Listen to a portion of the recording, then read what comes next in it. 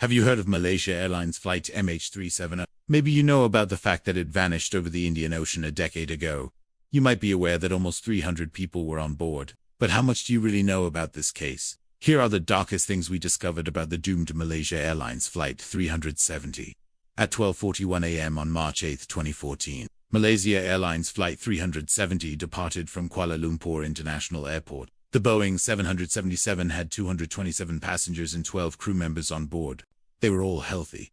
The pilots were well trained. The weather was clear. Everything pointed towards an uneventful trip to Beijing. The aircraft reached 35,000 feet, and the captain reduced the engine thrust. He put the plane on autopilot and turned the controls over to the first officer while he took a break. That's when the cockpit voice recorder picked up what would be their last words. The first officer said, "All right," before turning to the captain and asking him to confirm the altitude. To this day, we don't know how he responded. After takeoff, the pilots checked the route and made a few minor adjustments. Then they got clearance from the Ho Chi Minh City Air Route Traffic Control Center. They were expected to make contact with the next air traffic control unit soon. However, they never did. At 1:19 a.m., the co-pilot spoke to the Ho Chi Minh City Air Traffic Control Center. He said, "Good night, Malaysian." When the plane vanished from the radar, several military radar systems around the region picked it up. It appeared to be flying along its normal route. However, it suddenly veered off course. The plane flew across the Malay Peninsula and headed west. In just under an hour, it was over the Indian Ocean. 16 tons of jet fuel should only allow an airplane to stay in the air for 5 hours. So how did it keep flying? Something heavy was removed from the plane, like fuel. But that doesn't explain why the plane changed course so dramatically. The pilots were expected to fly the passengers over Vietnam and Cambodia. Flying over those countries would mean going through Vietnamese and Cambodian airspace. That could have been challenging because of strict laws regarding overflight. They might have needed permission to cross the borders. According to Time magazine, MH370 might have flown through a buffer zone in the Mekong River Delta. But that's not confirmed. The plane would have been flying blind and dangerously low. Even if they intended to land somewhere, it would have been impossible to land a plane without radar. Before long, the plane turned south. It passed through the Strait of Malaysia from Indonesia and Singapore. The plane was now over the Indian Ocean. It's a huge stretch of water between Malaysia and Australia. If the pilots planned on landing the plane, they didn't have many options. According to the Daily Mail, the plane may have been hijacked. The pilots could have lost control of the plane due to remote hacking. Someone could have taken over the controls from thousands of miles away. We don't know if the passengers realized anything was wrong. They wouldn't have known the plane was on the right course. Because they probably did to look out the windows. It was the middle of the night, and they were probably asleep. When the pilot changed course, the military started tracking MH370. It seemed like the plane was heading to India. The plane was flying under the radar, but the military radar could pick it up. The plane was thought to be in Indian airspace within 2 hours. They reported it to the Indian authorities, but the Indians never saw the plane. It vanished from the military radar. Did someone shut down the plane's electrical system? Was the plane still in the air? We don't know. By now, the plane was way past Beijing. The Chinese were concerned, but they waited for Malaysia to notify them.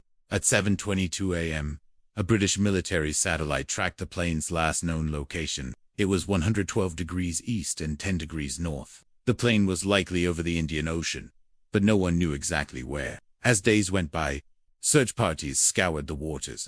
They looked for debris from the plane, but they never found any.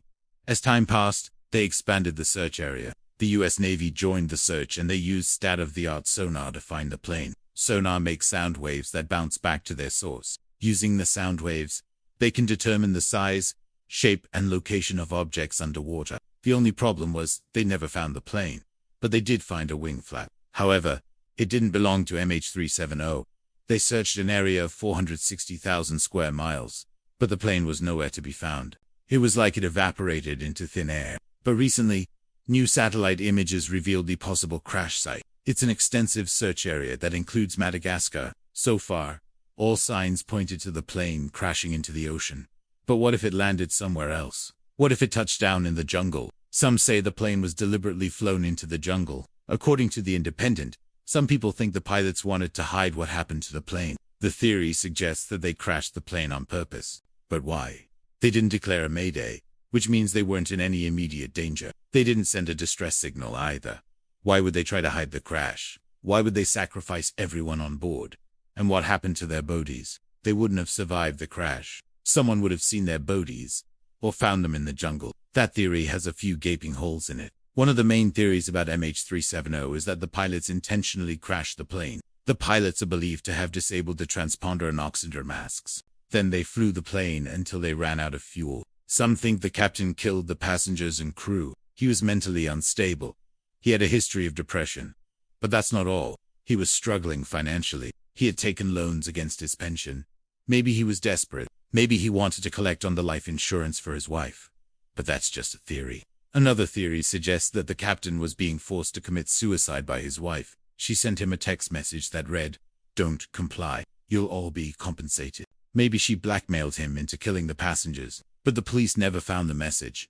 It could have been a fake. As time went by, more theories popped up. Some believe a terrorist attacked the plane, and others believe the plane was shot down. However, both theories seem highly unlikely. The plane would have been smoking as it hurtled towards the ground. Someone would have seen it. Almost a year after the incident, a piece of the plane washed ashore on the island of Reunion. Locals found the flaperon on the beach. Soon, other pieces of the plane started washing up on the shores of different islands. Most of the debris was found in Madagascar. They were all conclusively proven to be from MH370. In 2017, a piece of the plane was found on the beaches near Cape Town. One resident said she found the part in her garden. It was literally growing moss. The piece of debris was so big that it took 5 men to move it. They sent it to a lab where experts determined it was part of the left-hand side of the plane. That same year, a man walking on the beach spotted another piece of MH370. He found the suitcase in July 2017. It had the Malaysia Airlines logo on the outside. Inside the suitcase, they found a blanket and a few documents. It seems like the passenger had packed their valuables in the suitcase. They had no idea that they'd never board the plane again. Since then, more pieces of the plane have been found, but they haven't provided any answers. All they've done is leave us with more questions. Was the plane hijacked? Was it sabotaged?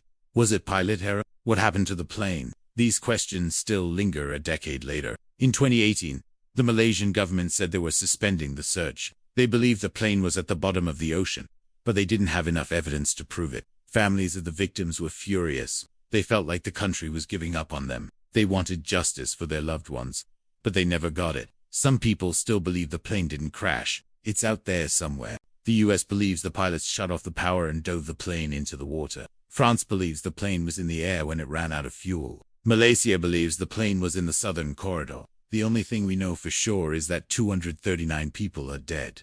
They're gone forever. Now watch. Horrifying.